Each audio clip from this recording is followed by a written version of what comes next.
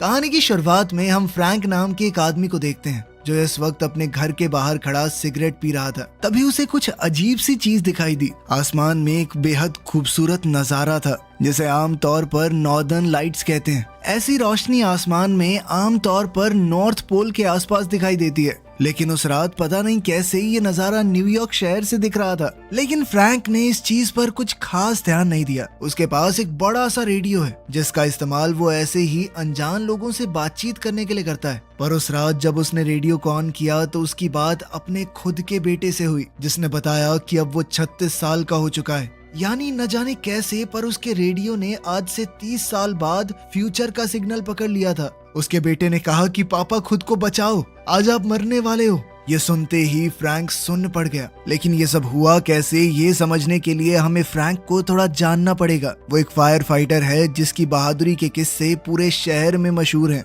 अभी 2 घंटे पहले ही पेट्रोल से भरे एक टैंकर का एक्सीडेंट हो गया था। पूरे पेट्रोल के साथ वो टैंकर एक गटर के ऊपर जाकर उलट गया। नीचे इस वक्त 2 इलेक्ट्रीशियन काम कर रहे थे। पेट्रोल नीचे टपकने लगा और बस एक छोटी सी चिंगारी से सब कुछ उड़ सकता है। तभी फायर फाइटर्स की एक टीम वहां पहुंची। उनके साथ ही फ्रैंक भी वहां आया। फ्रैंक ने अपनी जान जोखिम में डालकर दोनों इलेक्ट्रीशियंस को बचा लिया धमाका होने से सिर्फ कुछ देर पहले। फ्रैंक की बहादुरी के किस्से सुनकर कई औरतें उस पर फिदा थी। लेकिन फ्रैंक इस दुनिया में सिर्फ 2 लोगों से प्यार करता है, अपनी पत्नी जूलिया और बेटे जॉन से। जूलिया हॉस्पिटल में नर्स है जो अपने पेशेंट्स का ध्यान बिल्कुल वैसे ही रखती है मानो वो उसके परिवार का हिस्सा हो। तभी कहानी वापस वहीं पहुंची जहां से शुरुआत हुई थी। जिस रात आसमान रोशनी से भरा हुआ था और जॉन ने रेडियो चलाया, उसके ठीक 30 साल बाद आसमान में दोबारा से बिल्कुल वैसी ही रोशनी छा गई। अब जॉन का बेटा 36 साल का एक पुलिस डिटेक्टिव बन चुका है। वो मुजरिमों को पकड़ने में तो एक्सपर्ट था, लेकिन अपनी जिंदगी में थोड़ा उलझा हुआ था। उसकी गर्लफ्रेंड भी उसे छोड़कर चली गई क्योंकि वो अभी तक अपने बीते दुखों से बाहर ही नहीं आ पाया। दरअसल 30 साल पहले उसी रात को उसके पिता की मौत हो गई थी। जॉन तब सिर्फ 6 साल का था। फ्रैंक शहर के एक गोदाम में लगी आग को बुझाने गया था, लेकिन वापस सिर्फ उसका जला हुआ शरीर आया। उस दिन जॉन ने अपने पिता के साथ साथ सब कुछ खो दिया। 36 साल बाद आज तक उसे इस चीज का गम था। उसके घर में आज भी उसके पिता की यादें भरी हुई थी। पुरानी तस्वीरें, बेसबॉल ट्रॉफीज और वही टेबल जहां पर फ्रैंक बैठा रेडियो चलाता था। जब जॉन अपनी माँ जूलिया से मिलकर घर वापस आया तो देखा कि उसका बचपन का दोस्त गॉर्डो अपने बेटे के साथ वहां आया था। खेलते खेलते गॉर्डो के बेटे को फ्रैंक का पुराना रेडियो मिल गया। उसे देखकर जॉन के दिल में पुरानी यादें ताजा हो गई। कुछ देर बाद गॉर्डो और उसका बेटा चले गए। रेडियो अभी भी चालू था और जॉन टीवी देखने लगा। तभी उसे रेडियो से किसी की आवाज सुनाई दी, CQ15 कम इन। कोई सुन रहा है? जॉन माइक के पास गया और कहने लगा, हेलो, मैं न्यूयॉर्क शहर से बोल रहा हूँ, मेरा नाम जॉन है, आप कौन है? दूसरी तरफ से आवाज आई कि मुझे तो लगा था इस रेडियो से चाइना या जापान तक बात हो सकती है, लेकिन तू तो मेरे ही शहर से निकला। वैसे जॉन, अगर तू न्यूयॉर्क से है तो बेसबॉल मैच है कल बहुत तगड़ा, वो तो देखेगा ना? कौन सी टीम को सपोर्ट कर रहा है? ये सुनकर जॉन हैरान रह गया, क्योंकि जिस मैच की ये आदमी बात कर रहा है वो आज से 30 साल पहले हुआ था। उसने कहा कि तुम मजाक कर रहे हो क्या? मैं अब 30 साल पुराना मैच क्यों देखूंगा? कुछ पलों के लिए रेडियो बिल्कुल शांत हो गया। फिर जॉन ने कुछ अजीब सा सुना। वो आदमी अपने बेटे को कह रहा था, लिटिल चीफ। ये सुनते ही जॉन का दिल रुक गया। ये वही नाम है जिससे उसके पिता उसे बचपन में पुकारा करते थे। जॉन ने पूछा, वैसे तुम्हारा नाम क्या है? दूसरी तरफ से जवाब आया, फ्रैंक सुलिवन। ये सुनते ही जॉन का चेहरा सफेद पड़ गया। उसे लगा कि ये जरूर गॉर्डो का कोई मजाक है। उसने कहा कि गॉर्डो, ये बहुत ही बेकार जोक है, कल तुझे देख लूंगा मैं। लेकिन आवाज ने कहा, गॉर्डो मतलब मेरे पड़ोसी का लड़का? तुम्हें क्या मेरी आवाज बच्चे जैसी लग रही है? मैं सच में फ्रैंक सुलिवन बोल रहा हूँ, और तू मेरे पड़ोसी को भी जानता, तो तू बता तू कौन है? लेकिन जॉन ने कहा कि बकवास बंद करो। फ्रैंक सुलिवन मेरे पिता का नाम है, वो 30 साल पहले मर चुके हैं। मैं उनका बेटा जॉन सुलिवन बोल रहा हूँ, उनके घर से, क्वींस, न्यूयॉर्क से। ये सुनकर दूसरी तरफ वाला आदमी बिल्कुल चुप हो गया। उसका चेहरा सामने आया और ये देखकर जॉन के होश उड़ गए। वो सच में फ्रैंक था, उसके पिता जो 30 साल पहले मर चुके हैं। ये सब जो हो रहा था किसी करिश्मे से कम नहीं।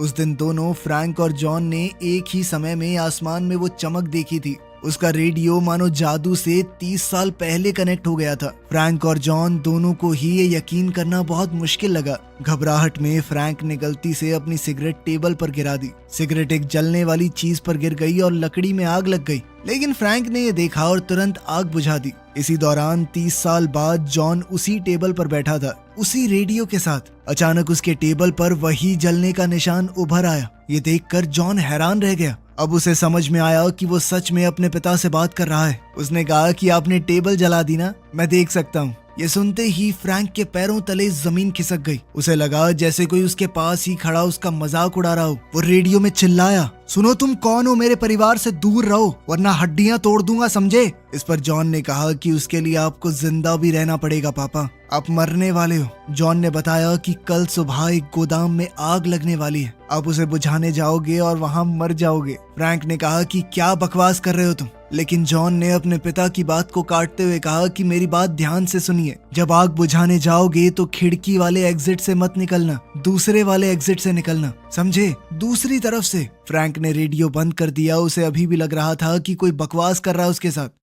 अगली सुबह जब फ्रैंक स्टेशन पर गया तो उसे खबर मिली कि एक गोदाम में सच में आग लग गई है। अब उसे रेडियो वाले आदमी की बात पर थोड़ा भरोसा हुआ। फ्रैंक और उसकी टीम साइट पर पहुंच गई। आग बहुत ज्यादा तेज थी। एक औरत दौड़ती हुई आई और रोते हुए कहा कि मेरी बेटी अंदर फंसी हुई है। फ्रैंक कुछ पल के लिए रुका, थोड़ा डरा हुआ कि शायद ये वही दिन है जब वो मर जाएगा, लेकिन फिर भी वो अपना फर्ज नहीं भूला। वो जैसे तैसे अंदर घुसा और ऊपर वाले फ्लोर पर पहुंचा। उसे लड़की बेहोश हालत में मिली। उसने उसे कंधे पर उठाया और खिड़की के पास ले गया। टीम सीढ़ी से वहां पहुंचने की कोशिश कर रही थी, लेकिन मैकेनिज्म फेल हो गया। तब फ्रैंक को जॉन की बात याद आई। वो तुरंत दूसरी साइड से भागा और वेंटिलेटर के रास्ते से निकल गया। अब 30 साल बाद वाले समय में जॉन एक बार में गॉर्डो और पुलिस ऑफिसर सैच के साथ बैठ गया। सैच फ्रैंक का पुराना दोस्त है। आज फ्रैंक की मौत को 30 साल बीत गए तो तीनों उसके बारे में बात कर रहे थे। जॉन अभी तक कल रात की रेडियो वाली घटना को सपना समझ रहा था। तभी अचानक उसके दिमाग में नई यादें बनने लगी, ऐसी यादें जिनके बारे में उसे कभी पता ही नहीं था। अपने पिता के साथ बिताए ऐसे पल जो उसने कभी जिए ही नहीं। अचानक ऐसी यादें उसके दिमाग में आने लगी मानो वो अपने पिता के साथ स्कूल जा रहा हो, साथ में खेल रहा हो, मानो फ्रैंक कभी मरा ही नहीं। अचानक जॉन के हाथ से ग्लास गिर गया। वो बोला कि मेरे पिता आग में नहीं मरे थे 30 साल पहले। ये सुनकर गॉर्डो और सैच हैरान हो गए। गॉर्डो ने कहा कि हाँ, हम जानते हैं, तुम्हारे पिता कैंसर से मरे थे 10 साल पहले। जॉन हैरान हो गया और फिर मुस्कुराया। उसे समझ में आया कि उसने सच में अपने पिता से बात की थी और फ्रैंक ने उसकी बात मान ली, इसीलिए वो आग से बच गया। अब उसके जहन में एक नई याद उभर आई। फ्रैंक एक चेन स्मोकर था। एक सिगरेट बुझती नहीं थी कि तभी दूसरी जला लेता। उसकी इसी आदत ने उसे आगे चलकर कैंसर दिया। बीते समय में फ्रैंक जलती हुई बिल्डिंग से लड़की को बचाकर निकला। उसे पता चला कि उसी कमरे में एक बड़ा धमाका हुआ है जहां वो पहले खड़ा था। अगर वो वहां होता तो आज मारा जाता। इस बात से फ्रैंक को यकीन हो गया कि रेडियो पर बात करने वाला सच में उसका बेटा है, 30 साल बाद वाला। फ्रैंक घर गया और रेडियो से दोबारा जॉन से बात करने की कोशिश की, लेकिन सिग्नल नहीं मिला। उधर जॉन भी खुशी से भर गया था। रात को घर लौटकर उसने देखा कि सभी फोटोज बदल गई थी। अखबार की वो कटिंग जिसमें पहले फ्रैंक की मौत की खबर थी, अब उसमें लिखा था कि फायर फाइटर ने लड़की को बचाया। टेबल पर लिखा हुआ था कि मैं जिंदा हूँ चीफ। ये देखकर जॉन की आंखों में आंसू आ गए। दोनों फिर से रेडियो पर मिल गए और देर तक बात की। जॉन ने अपने पिता को भविष्य के बारे में बताया। उस साल बेसबॉल का विनर कौन होगा, कब उसने अपनी पसंद की गाड़ी खरीदी, सब कुछ। फिर उसने आखिर में बताया कि पापा अब चेन स्मोकिंग की वजह से कैंसर से मर जाएंगे, प्लीज सिगरेट छोड़ दो ना। ये सुनकर फ्रैंक इमोशनल हो गया। बीते कल में फ्रैंक अपनी पत्नी जूलिया से मिलने हॉस्पिटल गया। जूलिया एक पेशेंट का ट्रीटमेंट कर रही थी। फ्रैंक को देखकर उसने अपने जूनियर को पेशेंट संभालने के लिए कहा और फिर उसके पास आई। फ्रैंक खुशी से भरा हुआ था, जैसे उसे दूसरी जिंदगी मिल गई हो। जब वो बात कर रहे थे, जूलिया ने देखा कि उसका जूनियर गलत दवाई देने जा रहा है। उसने दौड़कर उसे रोका और पेशेंट की जान बच गई। फ्रैंक ने उसे अपना प्यार जताया और घर लौट गया। इधर बड़ा जॉन सो रहा था जब उसे एक अजीब सा सपना आया। उस सपने में उनके परिवार का कोई सदस्य मर गया था और अब उनका अंतिम संस्कार चल रहा था। छोटा जॉन एक कोने में बैठा डरा हुआ रो रहा था। तभी उसे अपनी माँ का लॉकेट दिखा। ये देखते ही जॉन अचानक से उठ गया, पसीने से भीगा हुआ। पर सबसे अजीब बात ये थी कि वो ये सपना भूला नहीं। हर चेहरा हर पल उसके दिमाग में वैसा का वैसा रहा, मानो ये सपना नहीं उसकी कोई याद हो। घबरा कर जॉन ने अपनी माँ को फोन किया, पर एक अजीब औरत ने फोन उठाया। उसने फिर से कॉल किया, पर दोबारा से वही हुआ। जॉन ने सोचा कि शायद कोई नेटवर्क में दिक्कत होगी। इसके बाद वो तैयार हुआ अपनी गर्लफ्रेंड समैंथा से मिलने के लिए। अब जब उसके पिता ठीक हैं, उसके दिल का बोझ हल्का हो गया था, तो वो माफी मांगना चाहता था उससे। पर जैसे ही उसने समैंथा को देखा, उसने उसे पहचाना ही नहीं, मानो वो कभी मिले ही ना हो। ये देखकर जॉन सुन्न पड़ गया। फिर उसने सोचा कि समैंथा शायद सिर्फ गुस्से में ऐसा कर रही है। इसके बाद वो अपने काम पर पुलिस स्टेशन वापस चला गया, लेकिन वहाँ भी उसे चीजें बड़ी अजीब लगी। जॉन का चीफ सैच, जो कि पहले उसे दोस्त जैसा समझता था, उसका रवैया अचानक बदल गया। अब वो जॉन के साथ बुरा बर्ताव करने लगा। सैच ने जॉन को एक केस फाइल थमा दी। वो दोनों ही कुछ दिनों से एक केस पर काम कर रहे थे। कुछ दिन पहले उन्हें कंस्ट्रक्शन साइट पर दबी हुई लाश मिली। उसकी सिर्फ हड्डियां ही बची थी। सैच ने बताया कि ये लाश मैरी फिनले नाम की एक नर्स की है, जो नाइटिंगेल नाम के एक सीरियल किलर का पहला शिकार थी। ये एक ऐसा सीरियल किलर था जो आज से 30 साल पहले चुन चुन कर सिर्फ नर्सेज को मारता था, और जिसकी अभी तक पुलिस पहचान नहीं कर पाई। सैच ने बड़ी हैरानी से कहा कि कितने अफसोस की बात है, 30 साल पहले 10 लोग मारे गए थे और आज तक पुलिस उसे पकड़ नहीं पाई। जॉन ये बात सुनकर थोड़ा चौंक गया। उसके मुताबिक नाइटिंगेल नाम के उस सीरियल किलर ने 30 साल पहले सिर्फ 3 नर्सेज को मारा था और फिर अचानक से वो गायब हो गया। लेकिन जब जॉन ने नाइटिंगेल की मर्डर फाइल दोबारा से देखी, तो उसके पैरों तले जमीन खिसक गई। उसकी माँ जूलिया का नाम विक्टिम लिस्ट में था। ये सुनकर जॉन का दिमाग पूरी तरह घूम गया। वो दौड़कर घर गया और देखा कि फैमिली फोटोज से जूलिया गायब हो गई थी। तब उसे एक बेहद खौफनाक बात समझ आई। जो बदलाव उसने बीते हुए कल में अपने पिता को बचाने के लिए किए थे, उन्होंने आज की जिंदगी को पूरी तरह से बदल दिया था।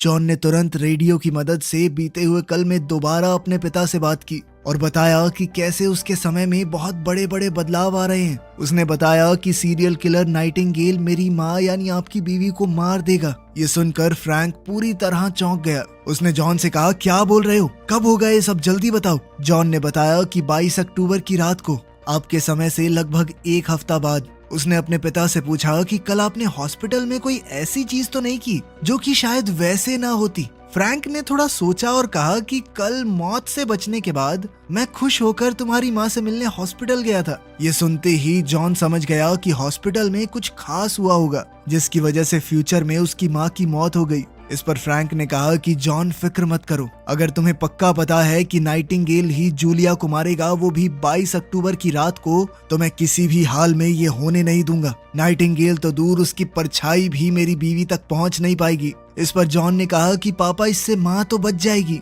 लेकिन सोचो, नाइटिंगेल ने माँ से पहले 2 और औरतों को मारा था और माँ के बाद 4 और मासूम औरतों को मारेगा, और ये सब कुछ हमारी छेड़खानी की वजह से हुआ। क्या हम ऐसे ही उन्हें मरने देंगे? हम उसे यूं ही मासूम लोगों को नहीं मारने दे सकते। वो ये जानते थे कि आगे नाइटिंगेल किस औरत को मारने वाला है, लेकिन फ्रैंक को ये समझ नहीं आ रहा था कि वो करे क्या। उसने जॉन से पूछा कि मैं पुलिस में जाके बता दूं कि नाइटिंगेल उस औरत को मारने वाला है उस दिन, लेकिन वो मेरी बात कहाँ मानेंगे, हंसेंगे मुझ पर। इस पर जॉन ने कहा कि पापा, पुलिस नहीं, ये आपका काम है। आपको उस औरत का पीछा करना होगा और देखना होगा कि नाइटिंगेल कौन है। जब हम उसे पहचान लेंगे तब शायद पुलिस उसे पकड़ सकती है। फ्रैंक राजी हो गया। उसे थोड़ा डर लग रहा था, लेकिन फिर भी उसने हिम्मत जुटाई और उस बार में गया जिसका जॉन ने जिक्र किया था, वही जगह जहां अगला मर्डर होने वाला है। इस बार टारगेट कैरी नाम की एक नर्स है जो उस शाम को वहां आने वाली है। जॉन ने पुलिस फाइल में पढ़कर फ्रैंक को बिल्कुल साफ साफ बता दिया कि कैरी बार से 7:30 बजे निकलेगी और 8 बजे उसकी लाश बार के पीछे मिलेगी। मतलब हमला 7:30 से 8 के बीच में होगा। जॉन ने फ्रैंक को सख्ती से कहा कि जैसे ही कैरी बार से निकलेगी, उसके पीछे चलने वाले किसी भी शख्स पर नजर रखो और फिर तुरंत पुलिस को बुला लेना। फ्रैंक पहले से बार में बैठा था जब कैरी अपनी दोस्तों के साथ वहां आई। वो औरतें उसे देखकर पहचान गई। वो वही बहादुर फायर फाइटर है जिसने हाल ही में उस लड़की को बचाया था। वो तीनों इम्प्रेस हुई और घंटों तक उससे बातचीत करने लगी। इस बीच फ्रैंक को पता ही नहीं चला कि किलर नाइटिंगेल खामोशी से बार में बैठा उसे ही देख रहा था। नाइटिंगेल दरअसल वही आदमी था जो हॉस्पिटल में जूलिया का पेशेंट था। अब सब कुछ साफ हो गया। अगर जॉन ने टाइम पर दखल ना दी होती तो फ्रैंक आग में मर गया होता और चीजें बिल्कुल वैसे ही हुई होती जैसी होनी चाहिए थी। जूलिया का ध्यान अचानक से न्यूज पर चला जाता और वो सब कुछ छोड़कर अपने पति के पास भागती और उसका जूनियर गलत दवाई देकर नाइटिंगेल को उस दिन मार देता। उसका किस्सा यहीं खत्म हो जाता, लेकिन अब वो आदमी बच गया। फ्रैंक जिंदा रहा, जूलिया हॉस्पिटल छोड़कर नहीं गई। फ्रैंक उसी वक्त उससे मिलने चला गया। इससे पहले कि वो डॉक्टर गलती करता, जूलिया ने उसे रोक दिया। यहीं से सारी मुसीबत शुरू हुई। नाइटिंगेल जिंदा बच गया और नर्सेस को मारना जारी रखा। लेकिन आज फ्रैंक ने अनजाने में नाइटिंगेल का प्लान खराब कर दिया। उसने कैरी को मारने नहीं दिया, इसलिए फ्यूचर में कैरी की केस फाइल पुलिस रिकॉर्ड से गायब हो गई। जॉन इस बात से बेहद खुश हुआ, लेकिन अभी तक नाइटिंगेल का पता नहीं चल पाया था। जॉन ने फ्रैंक को बताया कि अगला टारगेट सिसी क्लार्क नाम की एक नर्स है, जो अपना काम करने के बाद नाइट क्लब में वेट्रेस का काम भी करती है। नाइटिंगेल उस रात उसे मारने की प्लानिंग कर रहा था। रात 2 बजे से 5 बजे के बीच में मर्डर होगा। फ्रैंक इस बारे में अब जान चुका था और जल्द ही वो बार में पहुंचा। सिसी वहीं थी और फ्रैंक अब 2 बजे तक इंतजार करता रहा। आखिर में जब बार बंद होने का टाइम हुआ तो सिसी ऊपर कपड़े बदलने गई। फ्रैंक भी बाथरूम में गया और उस पर नजर रखी। तभी अचानक किसी ने उस पर हमला कर दिया। वो नाइटिंगेल ही था। फ्रैंक ने लड़ने की कोशिश की पर नाइटिंगेल ने उसे बेहोश कर दिया। फिर उसने फ्रैंक का पर्स चुरा लिया, उसमें से ड्राइविंग लाइसेंस निकाला और भाग गया। जब फ्रैंक होश में आया तो वो तुरंत ऊपर दौड़कर सिसी को ढूंढने गया, पर तब तक नाइटिंगेल उसे मार चुका था। डर के मारे फ्रैंक घर आया और जॉन को बताया कि वो सिसी को बचाने में नाकाम रहा और नाइटिंगेल ने उसका ड्राइविंग लाइसेंस भी चुरा लिया है। उनकी हालत और खराब हो गई। अब भी वो लोग ये जानते नहीं थे कि आखिर नाइटिंगेल है कौन, लेकिन अब नाइटिंगेल फ्रैंक के बारे में सब कुछ जानता है और अब वो जूलिया और छोटे जॉन तक भी पहुंच सकता है। फ्रैंक डर गया, लेकिन जॉन ने उसे हौसला दिया। कुछ देर सोचने के बाद जॉन ने अचानक कहा, पापा अगर नाइटिंगेल ने आपके वॉलेट को छुआ है तो उसके फिंगरप्रिंट उस पर आ गए होंगे। अब ध्यान से सुनो, अपने पर्स को किसी खास जगह पर छुपा दो, ऐसी जगह जहां आने वाले 30 साल तक कोई उसे हाथ ना लगा सके। फ्रैंक ने बिल्कुल वैसा ही किया। उसने अपने पर्स को एक पैकेट में बंद कर दिया और संभाल कर घर की खिड़की के पास एक पुराने लकड़ी के डब्बे में छुपा दिया। फिर 30 साल बाद बड़े जॉन ने वही डब्बा खोला और पर्स बिल्कुल सही सलामत वहीं पड़ा था। जॉन ने खुशी से रेडियो पर फ्रैंक को बताया कि पापा आप चिंता मत करो, मैं पता लगाता हूँ कि आखिर नाइटिंगेल कौन है। जॉन तुरंत वॉलेट लेकर पुलिस स्टेशन गया और फिंगरप्रिंट्स की जांच करवाई, लेकिन उसका रिजल्ट देखकर सबके होश उड़ गए। नाइटिंगेल कोई आम आदमी नहीं है, वो एक रिटायर्ड पुलिस वाला है जिसका नाम है जैक शेपर्ड।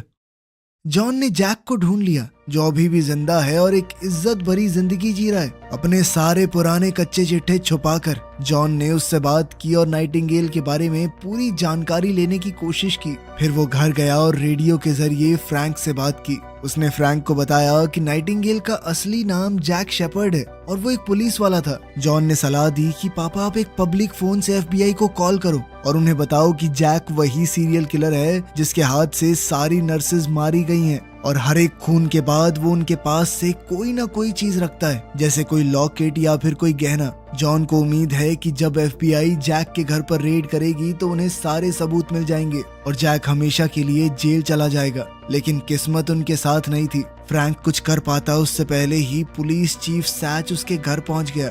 जब फ्रैंक सिसी को बचाने गया था तब कुछ पड़ोसियों ने उसे वहां देख लिया था और सबसे बुरा तो ये हुआ कि जैक ने फ्रैंक का ड्राइविंग लाइसेंस सिसी की लाश के पास रख दिया और सैच को पूरा यकीन हो गया कि फ्रैंक ही सिसी का कातिल है, यानी असली नाइटिंगेल। सैच ने फ्रैंक को गिरफ्तार कर लिया और जबरदस्ती पुलिस स्टेशन ले गया। उनकी थोड़ी जोर आजमाइश में फ्रैंक का रेडियो जमीन पर गिरा और टूट गया। उसी वक्त प्रेजेंट में भी रेडियो बंद हो गया। अब जॉन और फ्रैंक दोनों का कनेक्शन एक दूसरे से टूट चुका था। सैच ने फ्रैंक को गिरफ्तार कर लिया और सख्त पूछताछ शुरू कर दी। फ्रैंक ने उसे सच बताने की कोशिश की कि वो अपने फ्यूचर वाले बेटे से रेडियो पर बात कर रहा है और उसके बेटे ने ही उसे बताया है कि असली कातिल जैक शेपर्ड है, वही नाइटिंगेल जो एक एक करके नर्सेस को मार रहा है। लेकिन सैच को उसकी बात पर बिल्कुल विश्वास नहीं हुआ। उसे लगा कि फ्रैंक बचने के लिए बकवास कर रहा है। फ्रैंक ने उसे यकीन दिलाने की बहुत कोशिश की कि मैं सच बोल रहा हूँ। उसने बेसबॉल मैचेस के रिजल्ट तक बता दिए जो जॉन ने उसे फ्यूचर से बताए थे, लेकिन सैच ने उससे चिढ़कर सुनना ही बंद कर दिया। तभी जूलिया पुलिस स्टेशन पहुंच गई फ्रैंक से मिलने। पर सैच ने उसे मिलने नहीं दिया, बल्कि एक कैफे ले गया और बोला कि उसका पति एक सीरियल किलर है। उसी दौरान फ्रैंक जेल में बंद है और तभी शेपर्ड वहां पहुंच गया। वो भी पुलिस वाला था, तो अपनी पावर का इस्तेमाल करके जैक कस्टडी एरिया में बिना रुके पहुंच गया और सीधा फ्रैंक पर बंदूक तान दी। वो उसे वहीं उसी वक्त मारने वाला था, लेकिन तभी एक दूसरा ऑफिसर रूम में आ गया। जैक ने अपने इरादे छुपा लिए और बिल्कुल सीधा आदमी बन गया। वो उस ऑफिसर से बातचीत करते हुए उसके साथ ही बाहर निकल गया। फ्रैंक घबरा गया, उसे पता है कि जैक वापस आएगा। तभी उसकी नजर एक इलेक्ट्रिक वायर पर पड़ी। उसने उस वायर को अपनी जेल के लोहे के दरवाजे से जोड़ दिया और जैक का इंतजार करने लगा। कैफे में सैच जूलिया से बात कर रहा था कि तुम्हारा पति कातिल है। जूलिया ये सुनकर पूरी तरह टूट गई, पर तभी सैच का ध्यान टीवी पर चल रहे बेसबॉल मैच पर गया और सब कुछ बिल्कुल वैसा ही हो रहा था जैसा फ्रैंक ने बताया था। ये देखकर सैच हैरान रह गया। उसे समझ आया कि पता नहीं कैसे, लेकिन फ्रैंक सच बोल रहा है। उसी वक्त जैक वापस से फ्रैंक के सेल में घुस गया उसे मारने के लिए। जैसे ही उसने लोहे का दरवाजा छुआ, उसे जबरदस्त बिजली का झटका लगा और वो वहीं बेहोश हो गया। फ्रैंक ने उसकी जेब की तलाशी ली और उसके लाइसेंस पे लिखा हुआ एड्रेस मिल गया। उसने पुलिस स्टेशन का फायर अलार्म चालू कर दिया, जिसके बाद पूरा एरिया पानी से भर गया और उस अफरा तफरी में वो वहां से भाग गया। अब फ्रैंक तय कर चुका था कि वो अपनी बेगुनाही साबित करेगा और असली कातिल जैक को बेनकाब भी। वो जैक के घर गया, जहां उसने ऐसी चीजें ढूंढनी शुरू की जो जैक को बाकी हत्याओं से जोड़ सके। जो वो ढूंढ रहा था उसे सब कुछ मिल गया, लेकिन तभी जैक भी अपने घर आ गया। फ्रैंक मौका देखकर वहां से भागा, जैक भी उसके पीछे भागने लगा। वो मौका देखकर फ्रैंक पर गोलियां चला रहा था। भागते भागते वो दोनों पोर्ट के पास आ गए। फ्रैंक अचानक से गायब हो गया और जैक उसे ढूंढने लगा। तभी फ्रैंक डॉक के नीचे से निकला और उसे पानी में खींच लिया और फिर पेंचकस का इस्तेमाल करके जैक को मार डाला। जल्द ही फ्रैंक पानी से बाहर निकला। थोड़ी देर बाद सैच अपनी पूरी टीम के साथ वहां आ गया। उसे जैक के घर वो सबूत मिल चुके थे जो ये साबित करते हैं कि असली कातिल जैक है। उसने फ्रैंक की स्टेटमेंट ली और गोताखोरों को जैक की लाश निकालने भेजा और साथ ही फ्रैंक को इस केस से क्लीन चिट दे दी। फ्रैंक अब घर गया, बिल्कुल सुकून से बैठा और अपने रेडियो को ठीक करने लगा। उसने टेबल पर सिगरेट का पैकेट देखा, उठाया और कचरे में फेंक दिया। उसने फैसला कर लिया था कि मैं ये कैंसर से तो नहीं मरने वाला। मैं किसी भी हाल में जूलिया और जॉन को अकेला नहीं छोड़ूंगा। फिर उसने रेडियो चालू किया। कनेक्शन वापस से लगा और फ्रैंक ने कहा कि सब ठीक है बेटा, जैक शेपर्ड मारा गया। लेकिन जॉन ने देखा कि प्रेजेंट में कुछ भी नहीं बदला। माँ तो अब भी फैमिली फोटोज से गायब है। वो फ्रैंक से बातचीत कर ही रहा था कि तभी किसी ने उसे मुक्का मारा और वो जमीन पर गिर गया। वो कोई और नहीं बल्कि आज के दिन का जैक था। वहीं फ्रैंक के ऊपर भी उस समय के जैक ने हमला कर दिया। उसने फ्रैंक को बेहोश कर दिया और सीधा जूलिया के कमरे में गया उसे मारने के लिए। तभी छोटा जॉन कमरे में आ गया। उसकी आवाज से जैक का ध्यान भटका और जूलिया ने उस पर हमला कर दिया। उसके चेहरे पर नाखून मार दिए। वही निशान तुरंत बूढ़े जैक के चेहरे पर भी आ गए। जैक ने जूलिया को मुक्का मारा, उसे बेहोश कर दिया और फिर छोटे जॉन को उठाकर ले जाने लगा। जब वो नीचे आया तो उसने देखा कि फ्रैंक बंदूक लिए उसके सामने खड़ा है। जैक ने उसके बेटे जॉन को आगे धकेल दिया और कहा कि बंदूक नीचे रख दे, वरना इसकी गर्दन तोड़ दूंगा। ये सुनकर फ्रैंक मजबूरन बंदूक को नीचे करने लगा। अब जैक के हाथों फ्रैंक, जूलिया और छोटे जॉन की जान खतरे में थी और 30 साल बाद वाले समय में वो जॉन के सर पर बंदूक ताने खड़ा था। जैक जॉन को एक गोली में मिटा देने वाला था। तभी पास्ट में जूलिया ने जैक पर पीछे से हमला कर दिया, जिसके बाद फ्रैंक ने भी तुरंत बंदूक उठा ली। जैक ने मौका देखकर जूलिया को धक्का दिया और फ्रैंक पर झपटा, लेकिन फ्रैंक ने गोली चला दी जिससे जैक का हाथ उड़ गया और उसी पल आज के समय के जैक का हाथ गायब हो गया, क्योंकि हाथ तो वो 30 साल पहले खो चुका है। इस सब के बाद फ्रैंक, जूलिया और जॉन की जान खतरे से बाहर थी। उस पल के बाद से आज के दिन में सब कुछ बदलने लगा। घर, दीवारें, फोटोज, सब कुछ नया होने लगा, पर खतरा अभी पूरी तरह खत्म नहीं हुआ था। आज के समय के जैक के पास अब भी एक बंदूक थी। उसने जॉन पर निशाना लगाया, पर किसी ने पहले ही गोली चला दी, जिसके बाद जैक हमेशा के लिए खत्म हो गया। गोली चलाने वाला कोई और नहीं बल्कि फ्रैंक है, जॉन का बाप। आखिरकार फ्रैंक इस समय में भी जिंदा है और साथ ही जूलिया भी। जॉन की गर्लफ्रेंड समैंथा वापस उसकी जिंदगी में आ गई। शुरुआत में एक अजनबी के रूप में, लेकिन बाद में दोनों ने शादी कर ली और उनका एक प्यारा सा बेटा हुआ। वीडियो पसंद आई तो लाइक कर देना, चैनल को सब्सक्राइब कर लेना। मिलते हैं अगली वीडियो में।